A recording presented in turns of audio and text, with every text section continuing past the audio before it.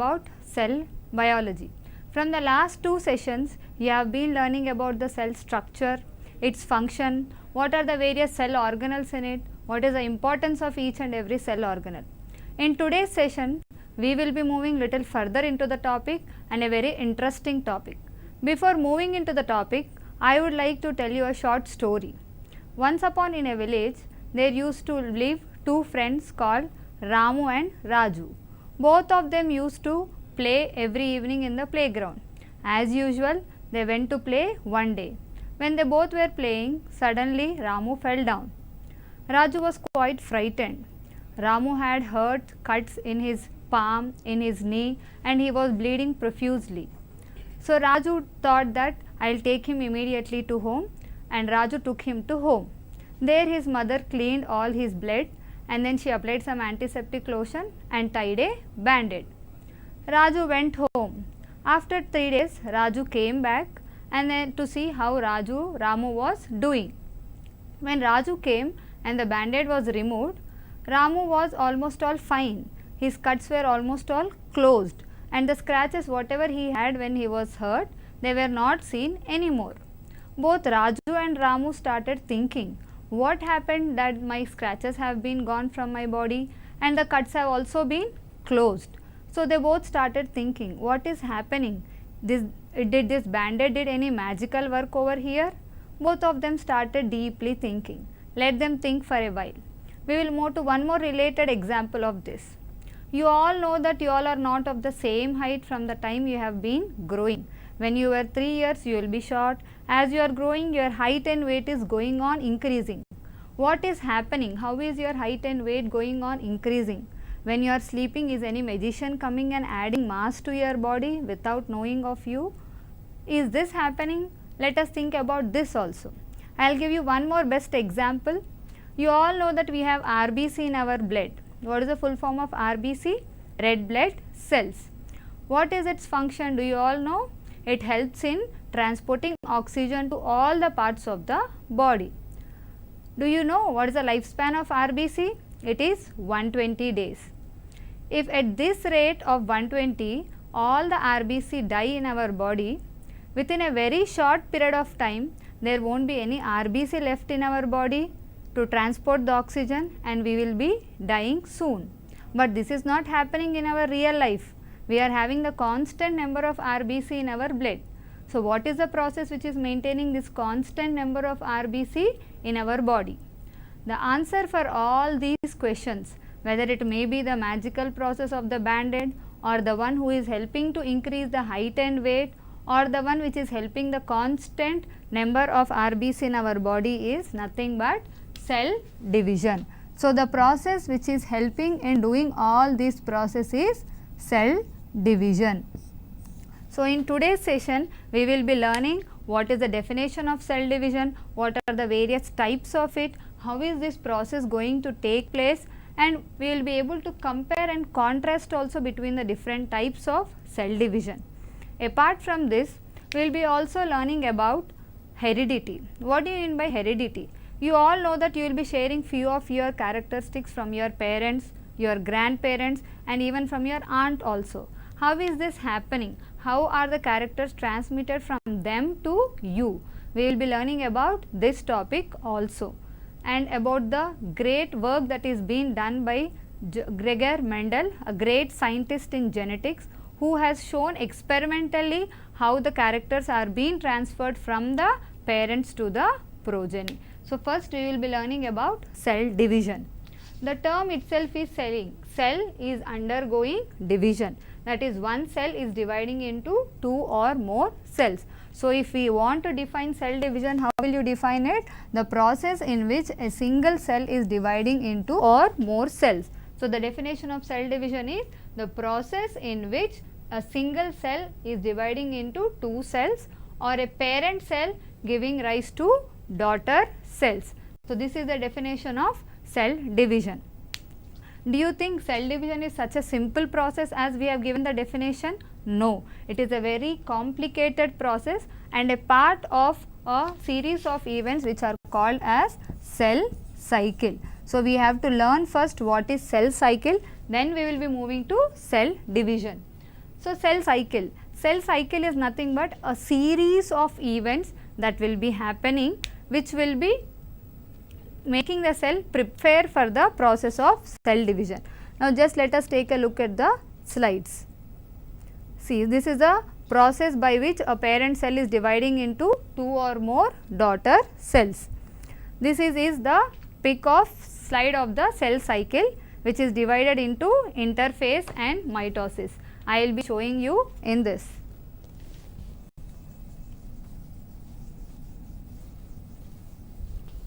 So, we can learn cell cycle through this.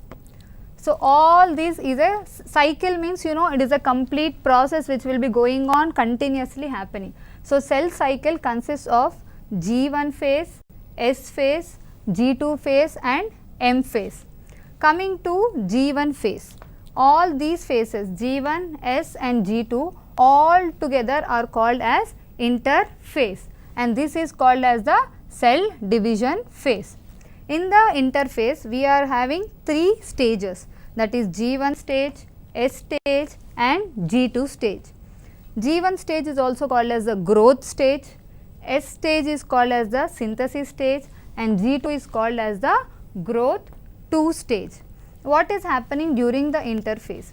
Interphase can be called as the preparatory phase. As you all know, you will be preparing for your exams. Before you go to write the exam, you will have a rigorous revision and you will be preparing yourself to write the exam. In the same way, during this interphase, that is during these three phases, the cell will be preparing itself continuously for the process of cell division. So, we will be learning in each stage what is happening. So, first going to the G1 phase. It is also called as what? Growth phase. In the growth phase, these are the various changes that will be happening in the cell. The cell size increases. All the cell organelles which you have already studied in the before sessions, all the cell organelles duplicate themselves. You all know what do you mean by duplicate. Duplicating is preparing one more of itself.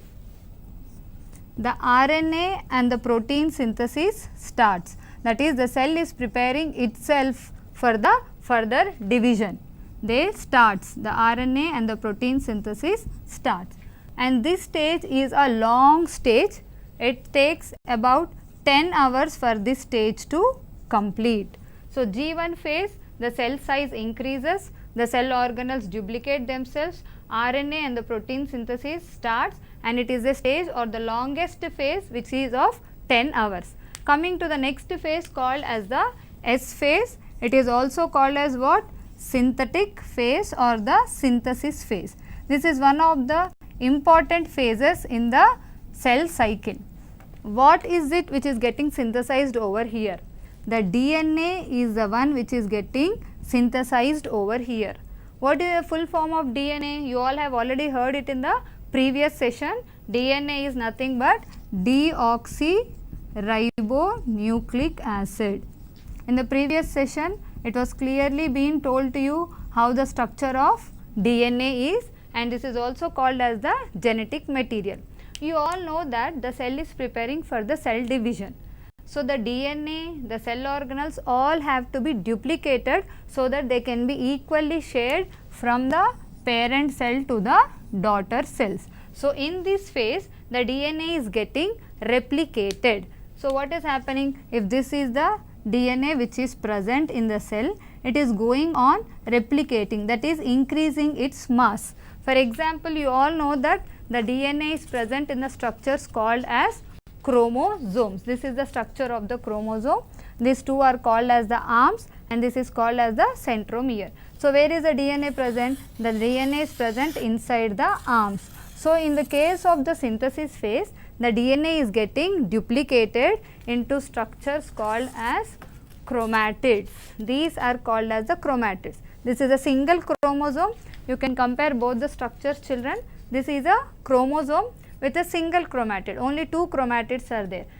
Whereas this is the structure of the chromosome where it is having 4 chromatids. And here the DNA is getting duplicated so that the cell gets ready for the process of division. You can compare these two structures now. Here there was only a single DNA which was present, the genetic material. When the DNA has duplicated, it has been replicated into two parts. So, these are called as the chromatids. The chromosome is same, but here there are only two, whereas here they have duplicated into the chromatids. So, this is how the DNA replication takes place in the process or in the cycle in the synthetic phase. Next comes the G2 phase. This was about G1 phase, this is about S phase.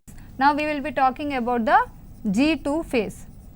In the G2 phase, there is no much process that is taking place, but what happens over here is the cell gets ready for the process of division. Ready for the process. At the same time, whatever the RNA and protein synthesis started in the G1 phase, it continues even here also, and the cell now gives a signal for the cell to the G2 phase. As soon as it is finished, it gives the signals for the cell that now you are ready to enter into the process of the cell division. So, these are all the series of the events that will be taking place in the process of cell cycle: G1, S phase, G2 phase. Now, as I told you, G1 phase is taking 10 hours, S phase will take 9 hours and G2 phase will be taking 4 hours to be completed. Then what about the cell division phase? It will be of 1 hour. So, altogether how much time is a cell taking to undergo the process of division? 24 hours. A mammalian cell takes complete 24 hours for the cell division to occur along with the cell cycle and the cell division. You can calculate 10 plus 9, 19, 19 plus 4, 23 and plus 1, it is 24 hours. So, every mammalian cell takes 24 hours to complete its cell division. But one interesting thing you need to remember is a lever some years to undergo the process of cell division. So, this is all about the cell cycle. Now, we will be moving into the process called as cell division.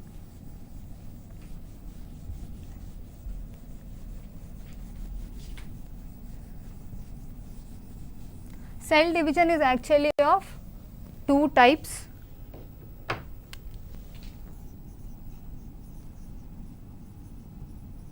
It is nothing but mitosis and meiosis. Mitosis and meiosis both are the process where the cell is dividing, but there are many differences between mitosis and meiosis, which we will be learning in the further part of the session. First, we will be learning about mitosis. Whether it may be mitosis or meiosis, all the cell division cells or the cells which are undergoing cell division has to undergo two processes. What are they? Karyokinesis and cytokinesis. You can see karyokinesis. What do you mean by karyokinesis? Already in the previous session, you have learned that any term that is related to karyo will be closely related with nucleus. So, karyokinesis is nothing but the division of the nucleus, whereas the next process called as cytokinesis. Cytokinesis is nothing but the division of the cytoplasm and the cell completely. So, these are the two processes that take place in mitosis and even in meiosis also, so that the cell can undergo complete cell division process. Now, coming to first karyokinesis in the case of mitosis.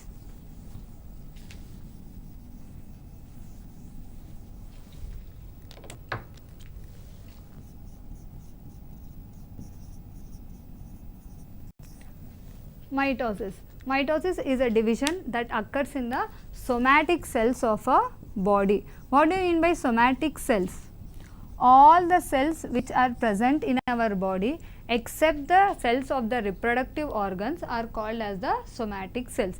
That may be the cells of your hair, nails, your skin, any internal organ inside your body, all are called as the somatic cells except the reproductive organs, that is the testis in the case of the males and the ovum in the case of the females. All the cells are called as somatic cells and all the cells undergo the process of equational division only.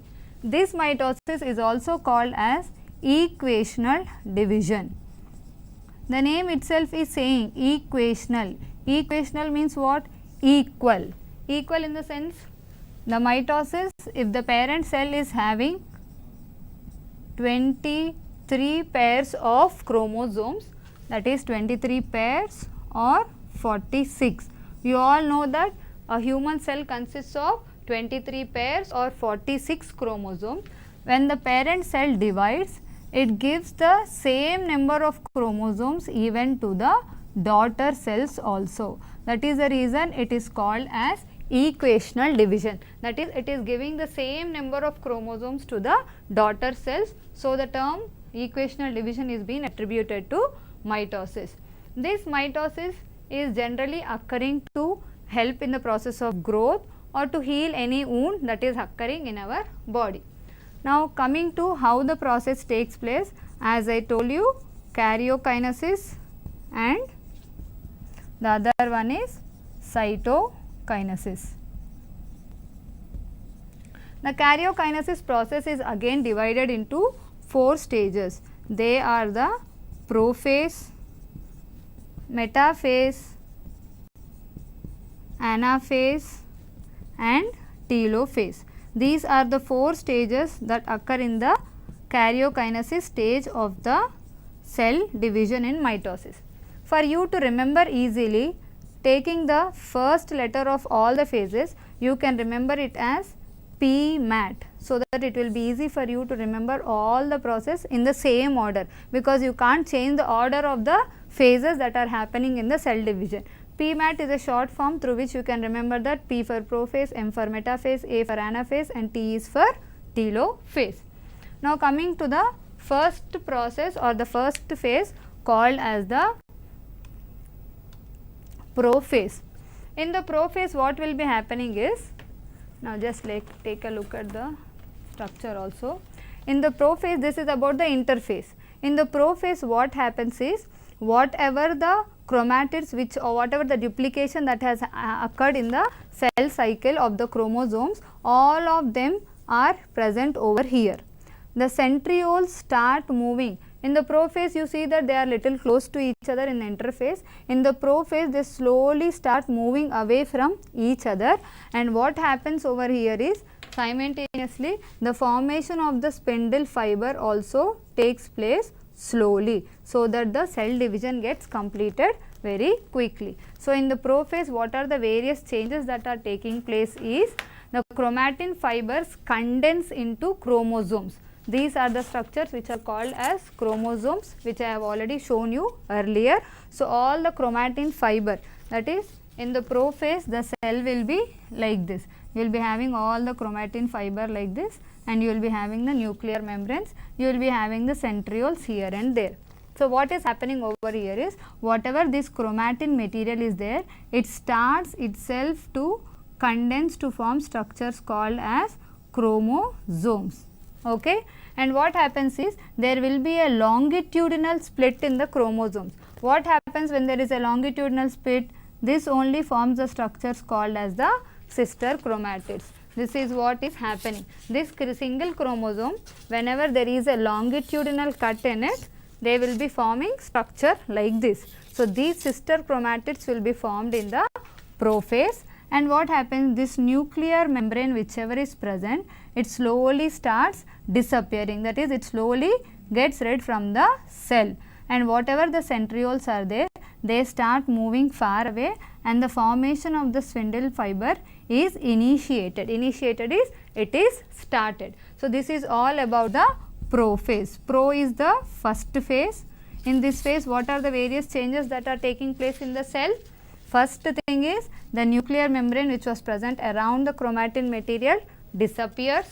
The centrioles start moving away from each other, and the formation of the spindle fibers is initiated, and the chromatin material which was present is condensed to form structures called as chromosomes, and there will be a longitudinal split in the chromosome, and the structures like this with 2 sister chromatids is being formed. So, this is all that is taking place in the prophase, and remember prophase is the longest phase when compared to metaphase, anaphase and telophase.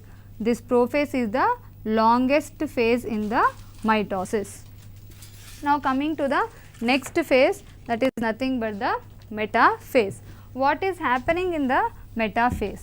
Metaphase is one of the important phase in which the chromosomes will start placing themselves on the equatorial plate. I will be showing you how it happens.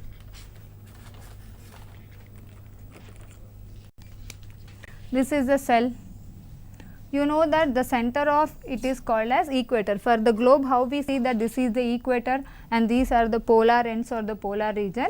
In the same way, all the chromosomes whichever are present, they start placing themselves on the equatorial plate like this. And the centrioles move away to the corners and the spindle fibers come and attach to the centromeres. What is a centromere? Do you remember, children? I told you with the beginning of the class, this is called as a centromere of a chromosome. So, if the chromosome is placed like this, the spindle fibers come and attach to it over here. I will be showing you to you clearly over here. So, see, these are the chromosomes which are arranged on the equatorial plate, and the fibers have attached from the spindle, from the centrioles towards the center of the chromosome, that is nothing but to the centromere.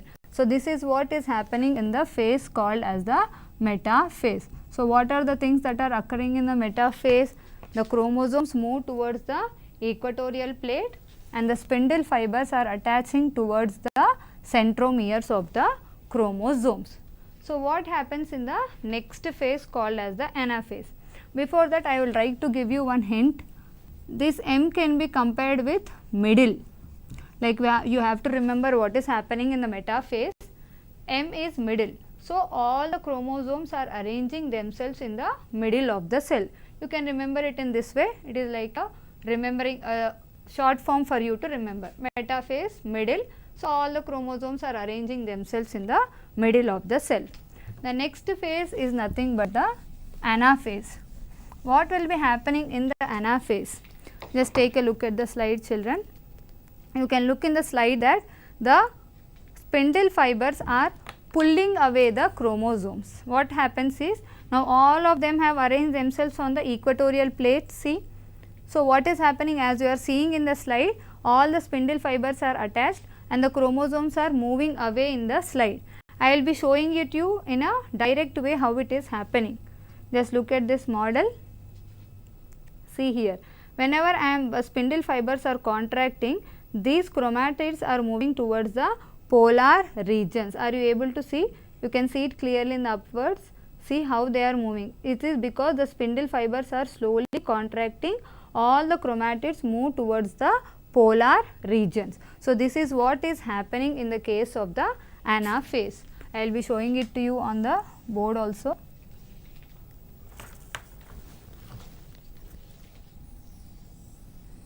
So, in the mitotic stage, all the chromosomes were there on the equatorial plate. Now, what is happening?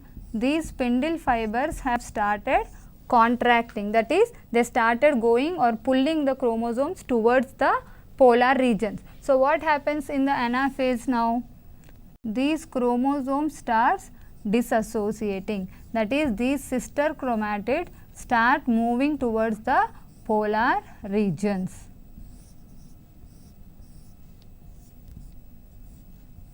So, this is what is happening. So, because of the contraction of the spindle fibers, whatever the chromatids were there which were together in the metaphase, they were divided and were moved apart from each other towards the polar regions. So, this is what is happening in the anaphase. One more way to remember what is happening in the anaphase is A for away. Away is the chromatids are moving away from the central part of the cell towards the polar regions or the polar ends of the cell. So, in this way you can remember anaphase is away. So, this was about the three phases. Now, the last phase is nothing but the telophase.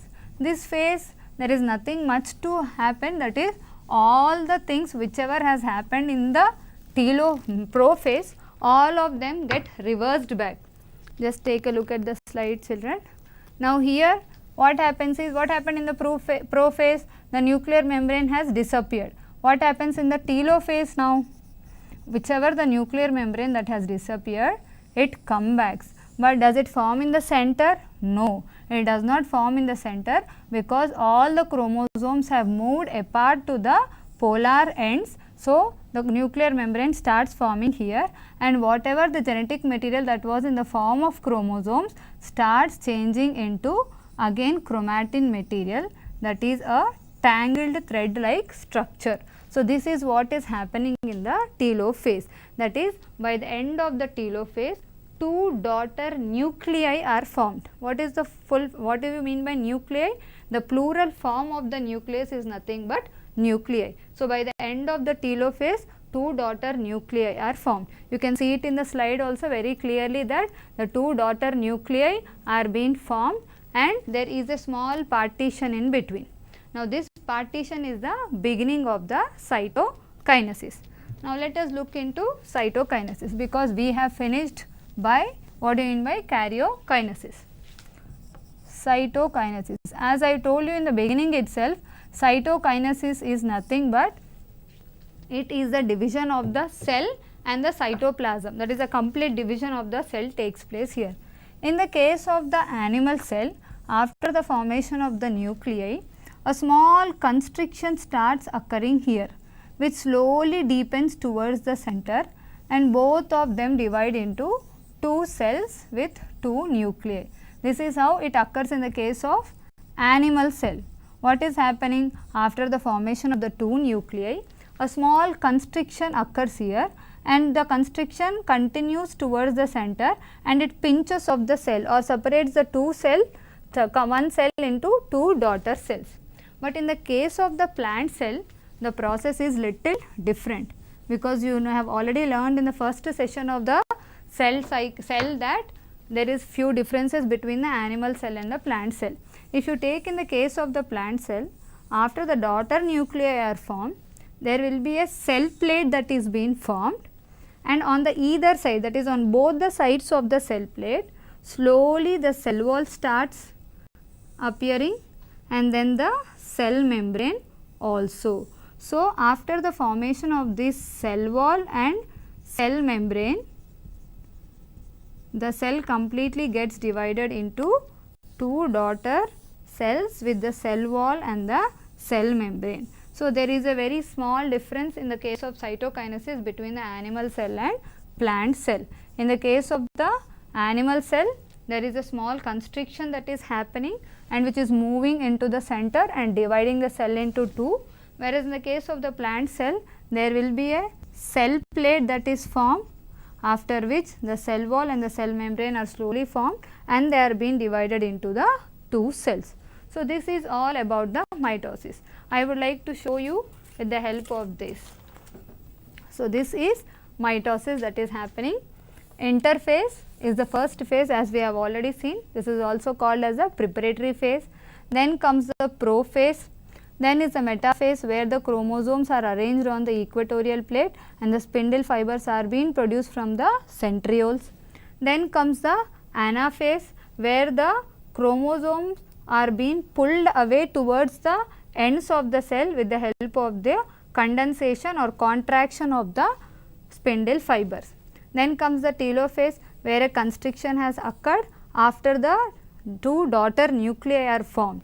Then this is the complete formation of two daughter cells after cytokinesis, that is the two daughter cells have completely separated themselves with their own nucleus and the cytoplasm and all the cell organelles. So, this is all about mitosis. So, this is the important type of cell division called as mitosis. Now, as you have seen in the slide also, cytokinesis, how it is occurring. Now, next moving to the significance of mitosis.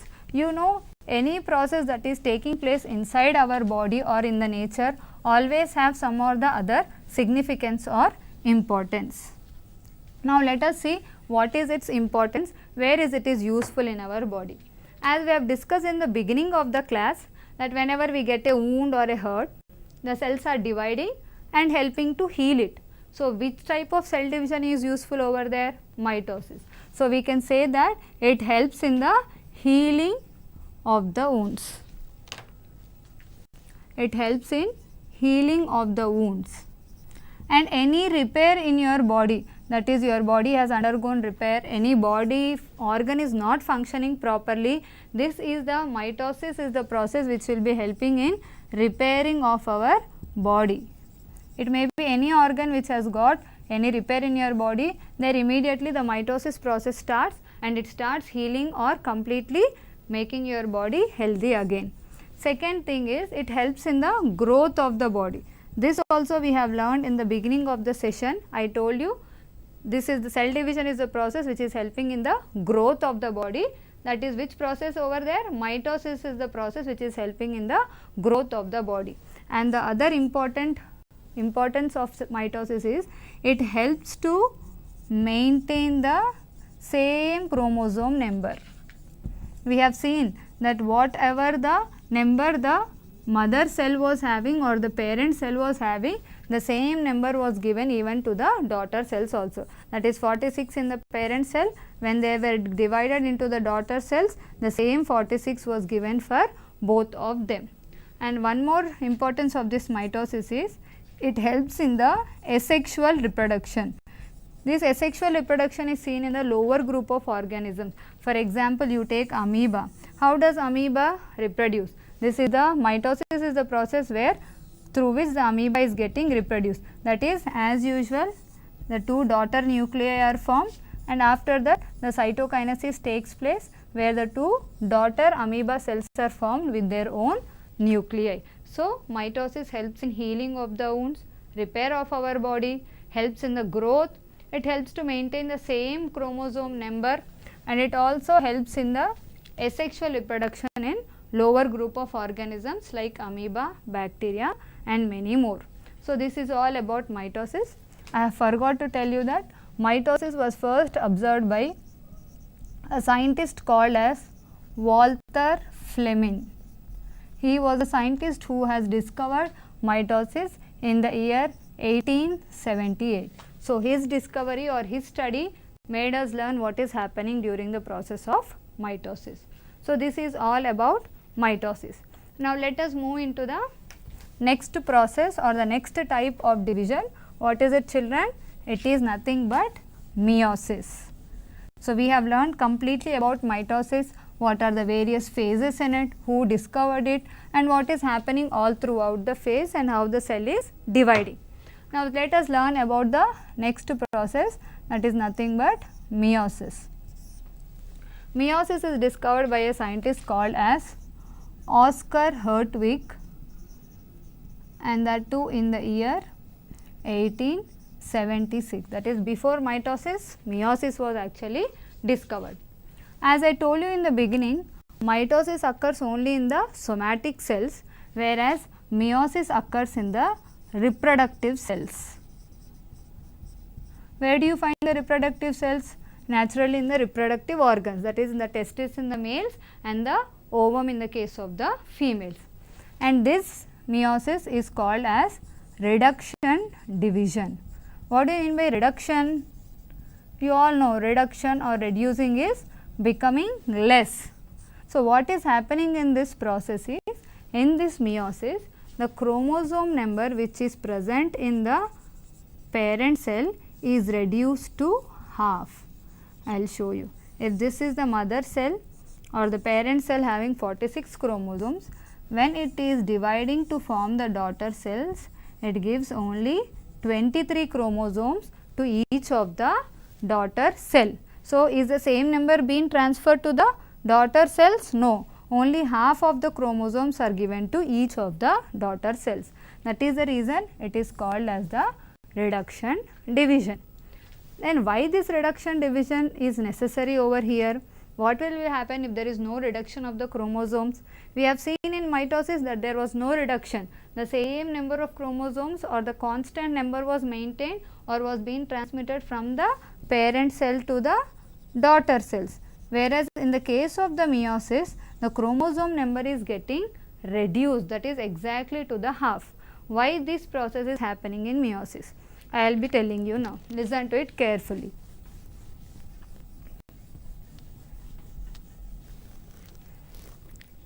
Let us think of a situation.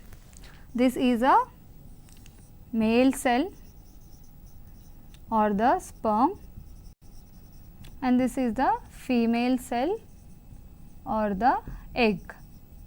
Now both are having 46 chromosomes.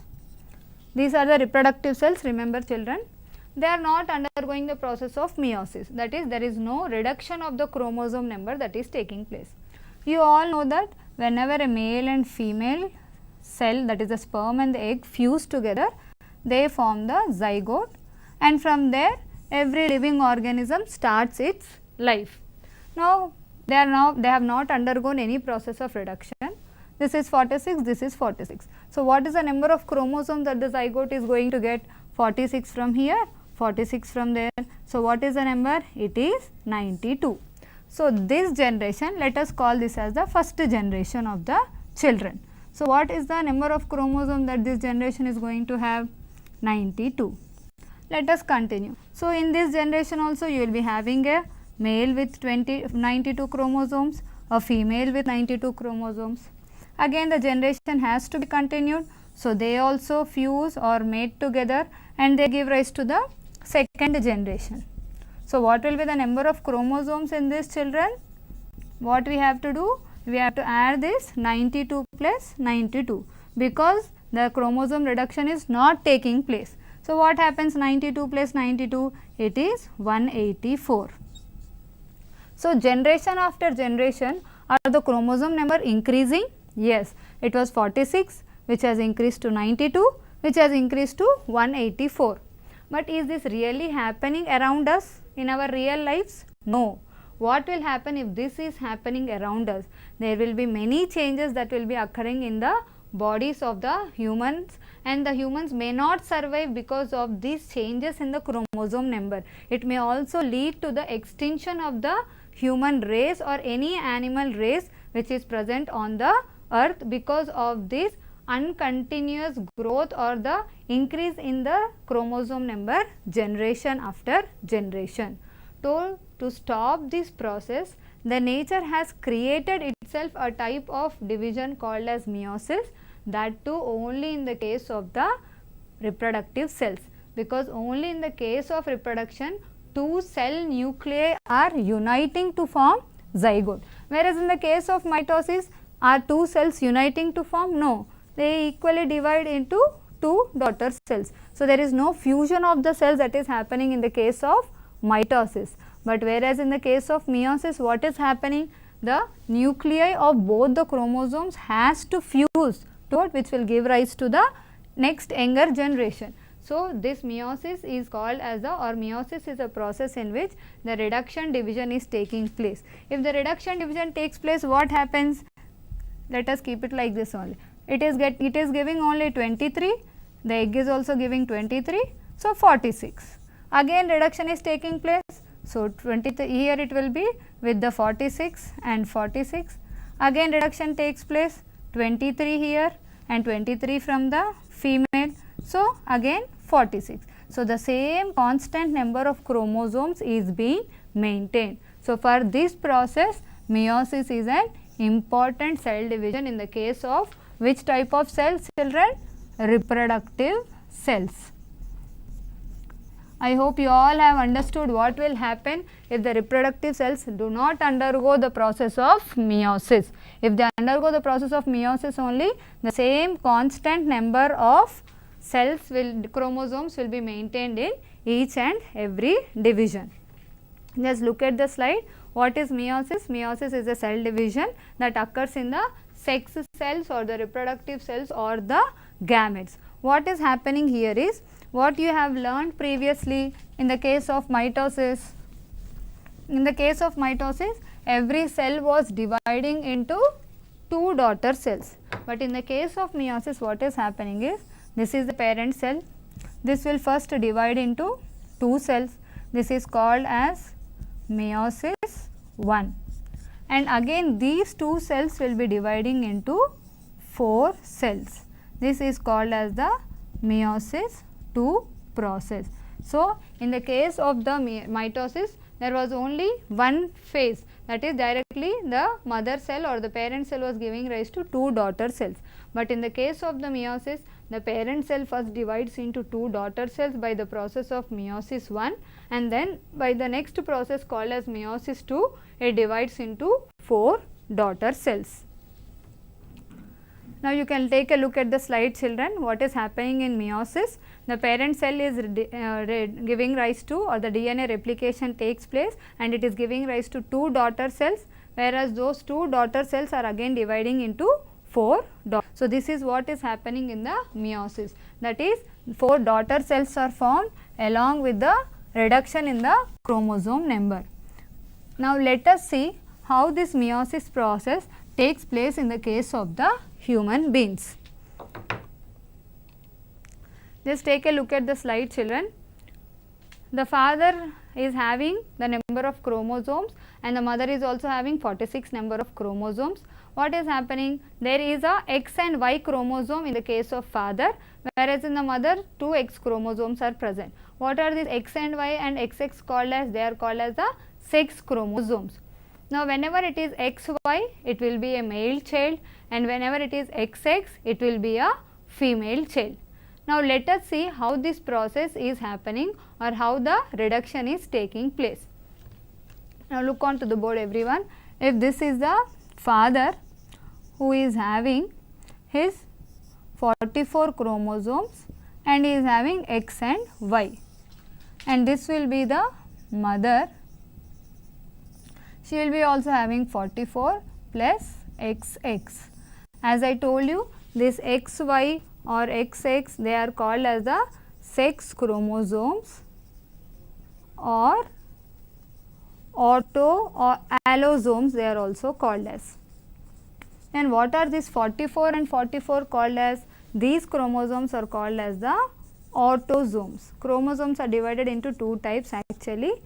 Allosomes are nothing but the sex chromosomes. They are of 1 pair in each, whether it may be male, there will be 1 pair, it will be female also, there will be 1 pair, that is XY and XX, whereas the remaining 44 in both, it may be the male or female, they are called as the autosomes. What does the sex chromosomes do? They determine whether you are going to be a male or a female, whereas these autosomes will be determining all the remaining physical characters of your body. So, we have now seen that each the mother and the father are having 44 autosomes and 1 pair of sex chromosomes. Now, let us see that the division is taking place over here. So, what happens? 2 cells are formed. Here it will be 44, one will be having X chromosomes, 44, one will be having Y chromosome. The same way in the case of mother also, 44 X chromosome and 44 X chromosome. Here you will be having both X because it is a female. Now, what happens? There are many ways through which a zygote can be formed. This X can fuse with this egg. These are nothing but the sperms. And what are these? These are the eggs. So, these sperm can fuse with this egg. What will it give rise to? 44 XX. This sperm can also fuse with this one. So, what will be here also? 44 XX. This sperm can fuse with this egg. Here it will be 44 XY, and this sperm can fuse with this one also. So, 44 XY. So, in this case there is a chance that you will be getting 2 female child or 2 female children, and here it is 2 male children. So, this is how the division helps in the case of humans in the case of the sex chromosome. That is, the division takes place each with one or the other. Both XY are not there in the sperm or both XX are not there in each of the egg cell. It is only X or Y, or it is XX because it is a mother cell. And when they are fusing back again, they are getting again 2 chromosomes, which will give rise to again 44, 45, 46. So, at the end 46 chromosomes are maintained in the children. So, this is how the process of meiosis takes place in the case of humans. I hope you all have understood, children. Now let us learn what is the importance of meiosis. Just take a look at the slide. This meiosis is helping in maintaining the constant number of chromosomes throughout the generations. It is also helping in the formation of gametes or formation of the sex cells during the process of reproduction, and it also leads to the formation of many variations during the process of meiosis, and at the same time many new species can also be formed whenever there is a crossing over that occurs during the meiosis. So, this is all about the significance of meiosis. As I have told you in the beginning, we will be also comparing what is the difference between the mitosis and meiosis. Just take a look at the slide. Mitosis, it occurs in the somatic cells, as we have discussed what do you mean by somatic cells. In the meiosis, it occurs in the reproductive cells, whereas in the case of mitosis 2 daughter cells are formed, whereas in the case of meiosis 4 daughter cells are formed. In mitosis the chromosome number is not changed, whereas in the meiosis the chromosome number is reduced to half. There is no crossing over that is taking place in mitosis, whereas in the case of meiosis crossing over is taking place. Mitosis is called as the equational division, whereas meiosis is called as the reduction division. So, this is all about the cell division which we have discussed. Now, coming to the other topic which we have which I have stated you in the beginning, that is nothing but heredity. Now, just take a look at around yourself, you, your sisters and your family members. Do you share any similarities between them?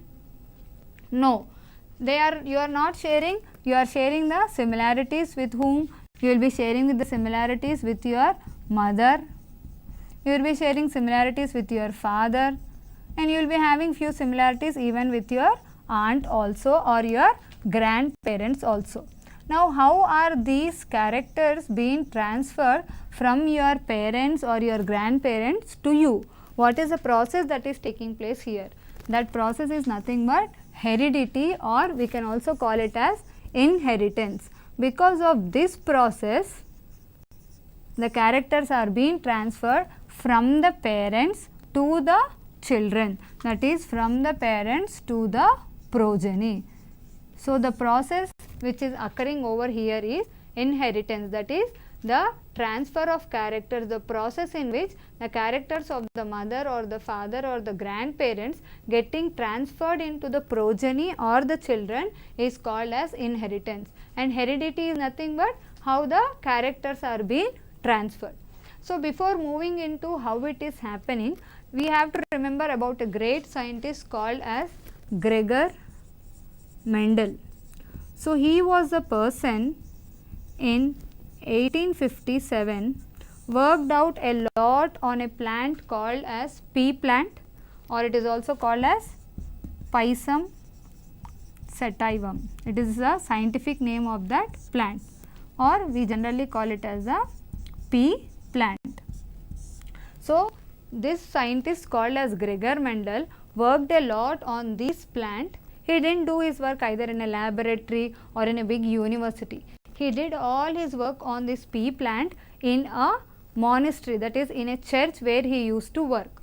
What did he do over there is, he selected this pea plant and he started experimenting on this plant. You all may get a doubt, why only the pea plant when we are having so many different plants around us? Why did he select this pea plant? It is because of few reasons that he has selected. Why is, as you can see in the slide, it is having a well defined characters, that is it is having 7 contrasting characters between 2 plants. Okay, it is a bisexual plant. What do you mean by bisexual? Bisexual is, it is having, the flower is having both the male and the female reproductive parts in it. It is a predominantly self-pollinating plant. What do you mean by self-pollinating? That is, it can pollinate among itself, and it is also having the capability of cross-pollinating. That is, from one plant to other plant, it is called as cross-pollinating. Within the same plant, it is called as self-pollination. So, both these types can be done in the case of pea plant. And one more thing is, it is an annual plant. That is, it completes its life cycle within 1 year. So Gregor thought that I can easily come to the conclusion if it is taking only 1 year to complete its life cycle, and it can be grown anywhere easily. It does not require any special conditions to be grown. So what did he do is, after selecting the pea plant, he started studying the generations of it. What did he do is, he has done we will be studying about monohybrid cross, which he has done as a part of his experiment. In the monohybrid cross, he has taken a pair of characters. What do you mean by pair of characters? Every character whichever is there in your body, it may be your height, it may be your weight, your intelligence, the type of the eye color you have, everything is determined by a pair of factors. These were called as factors by Mendel. Now they are called as genes. So a pair of alleles is called as every character in our body is being determined by a pair of alleles or a gene. Now in the monohybrid cross, which is done by Mendel, he has taken a character called as tallness of the plant. So he has taken a plant with capital T, capital T, capital T, capital T. What do you mean by this capital T? Why I am not writing small t? And here I have written capital T and small t. Every character is having two alleles. One will be the dominant one, the other will be the recessive one. You always know that dominant one will be hiding the recessive one or does not allow the recessive to be expressed. Mostly the dominant one will be expressed. When both the alleles are dominant, it is called as homozygous condition. And when one allele is dominant, one is recessive, this is called as the heterozygous condition. So in his first experiment, he took the character tallness and both are homozygous. So only this type of gamete will be formed. This was the male one and this was the female one. And when both were crossed, he got all the tall plants.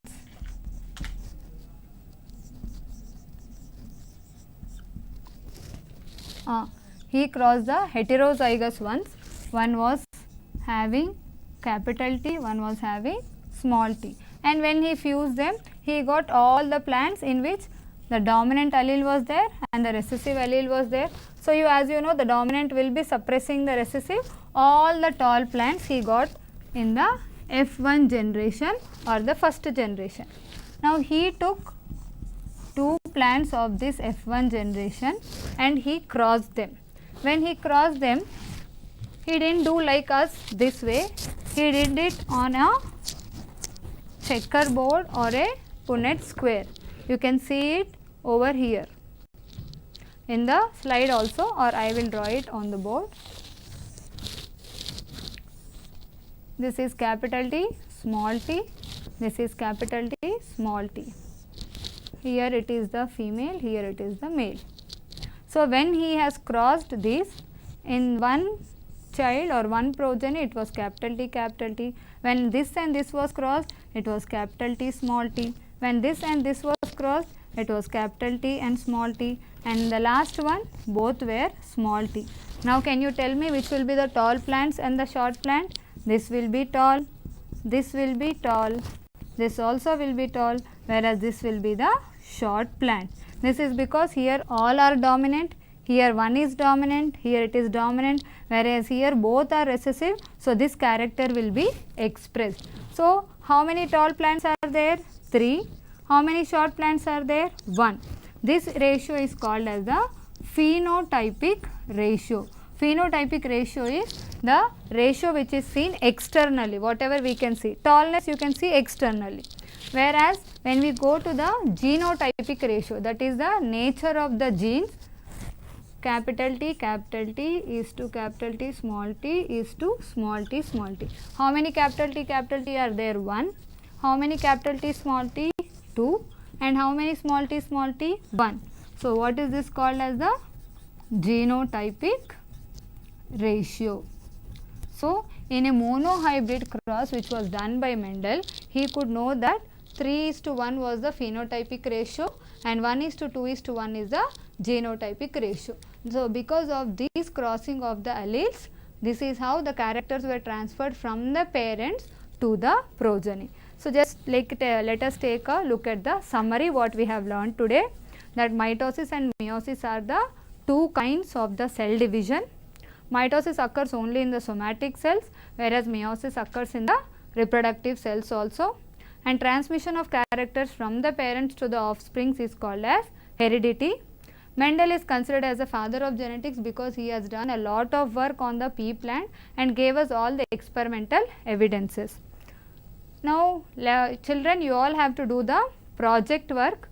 The project work is, just look at the slide. Do you think marriage within the blood relations may be harmful to the children or the next generations? Collect the information about the effects of consanguineous marriages. What are these consanguineous marriages? Marriages within the blood relation or within the close family members, they are called as consanguineous marriages. So, try to collect information about this and write down whether these types of marriages are harmful to the children who will be born after their marriage. And the next project work is, you all have to write down the differences between mitosis and meiosis, make a chart on it and also draw the Venn diagram about it. As a part of social awareness, we have been discussing about consanguineous marriages.